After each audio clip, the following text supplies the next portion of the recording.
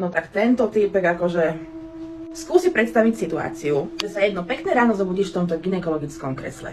Nohy aj ruky má zviazané reťazou, remeňmi, vôbec nevieš, že kde si a jediné, čo si pamätáš, je včerajší večer, keď si s kamarátkou vyrazil na drink. Poď si so mnou vypočuť príbeh, ktorý je plný sadizmu a sexuálneho otroctva, z ktorého sa ti dozaiste zatočí hlava. Len ešte predtým, ako začneme, chcela by som vás upozorniť, že tento príbeh nie je vhodný pre osoby, ktoré majú menej ako 18 rokov, nakoľko obsahuje dosť odporné detaily sexuálneho násilia. Gareth bola mladá baba, ktorá sa pohádala so svojím manželom a tak si vyrazila so svojou kamarátkou Jessie do jedného z klubov. Hrali biliard, dali si pivo, ale čo Gareth nenapadlo ani v najhoršom sne je to, že jej kamarátka zo strednej školy Jessie jej celý čas do piva dávala drogy. Keď sa Gareth doslova už len vliekla, tak ju Jessie zobrala von z baru. Pred barom bolo už odparkované auto, v ktorom sedel otec Jessie Parker, David Ray Parker. Zdrogované Gareth nasadili okolo krku obojok a vodítko, vťahli ju do auta a zobrali ju do obytného prívesu, ktorý bol odparkovaný pri ich dome. To, čo parkovalo na pozemku Parkerovcov, samozrejme nebol obyčajný karaván. V skutočnosti to bola zvukotesná mučiareň, do ktorej Parkerovci obetovali $200,000, aby v nej mali všetko potrebné k mučeniu žien. Gareth sa o niekoľko hodín zobudila v tomto gynekologickom kresle. Bola nahá, nohy mala roztvorené a bola oň priviazaná reťazmi. Kým sa snažila pochopiť situáciu, v akej sa nachádza a vlastne ako sa do nej dostala, v miestnosti sa spustilo rádio, ktoré začalo prehrávať pasku, ktorú nahral David Ray Parker.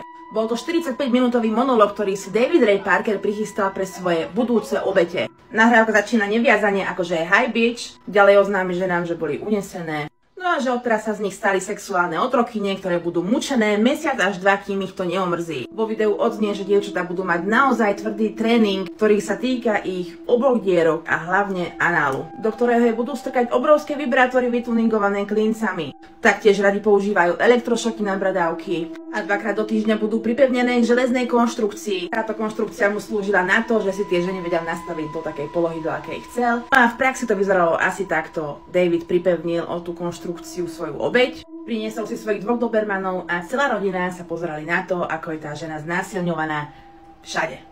Všade. A preto viem, že všade, lebo David si dával extra záležať na to, aby sa ušlo všade. Podotýkam, že sa bavíme o psoch. Tie ženy boli znásilňované psami, dobermanmi. Haló. Ženy mali zakázané kričať a to nech išlo hociakú bolesť. Nemohli kričať, lebo pokiaľ kričali, tak im boli odrezané bradavky. Nemohli mať otázky, nemohli rozprávať o svojom súkromí, nemohli rozprávať o sebe.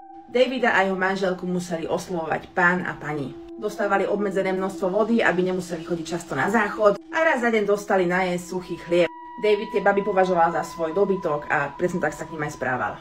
A propos celý tento uvítací tape nájdeš na YouTube, naťukaj si David Ray Parker full tape. Parkerovci však slúbili dievčatám, že keď nebudú kričať, keď budú poslúchať, tak vlastne ich len využijú na ten mesiac, 2, kým ich neonudí a potom ich proste pustia.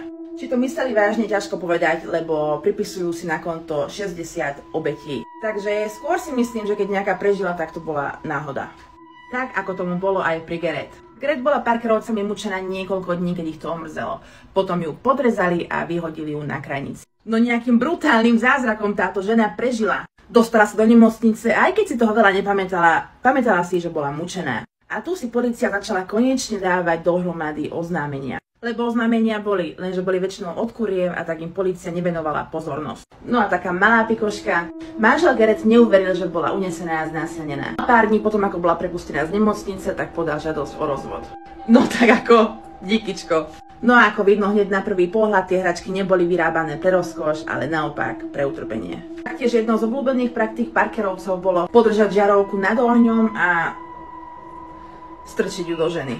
Samozrejme, keď sa povážila protestovať nebo prejavila nejaký náznak bolesti, tak sa to len stupňovalo, gradovalo to, že neboli odrezávané kusy tela. Táto rodinka uradovala niekoľko dekád, až kým prišiel ten bod. Davidová manželka Cindy spravila osudovú chybu. V karaváne mali novú obeť, prostitútku. David nebol doma a jeho žene Cindy zazvonil telefón. A kým bola Cynthia zahlbená do telefonátu, kočke sa nejakým spôsobom podarilo vyslobodiť. Cynthia si to všimla ale neskoro a tak sa začal súboj medzi 2 ženami. Lenže jedna z nich bojovala o život a tá jej vyhrala. Podarilo sa jej utiecť z karavánu, zaklopať prvým susedom a a Parkerovci putujú do basy.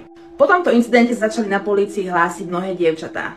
Tie, čo náhodou prežili, boli tak zdrogované, že si to vlastne ani nepamätali. A až po prevalení sa začali rozpamätávať a to, čo považovali za nejaký sen, za nejakú halucináciu, zistili, že to bola pravdepodobne realita. David bol odsúdený na vyše 200 rokov vo väzení. Žiaľ, po nejakých 3 rokoch umiera na infarkt, takže si dlho v tej base neposedel. Jeho manželka Cindy dostala 36 rokov a ich dcéra Jessie dostala 9 rokov. Dnes už obe behajú po slobode. Inak Davidov pseudonym je Toybox Killer, takže možno si o ňom už počul. A nezabudni si pozrieť tape na YouTube, ale len v prípade, keď máš tuhý koreň. Verím, že sa vám dnešný diel páčil, vidíme sa o pár dní. Čau!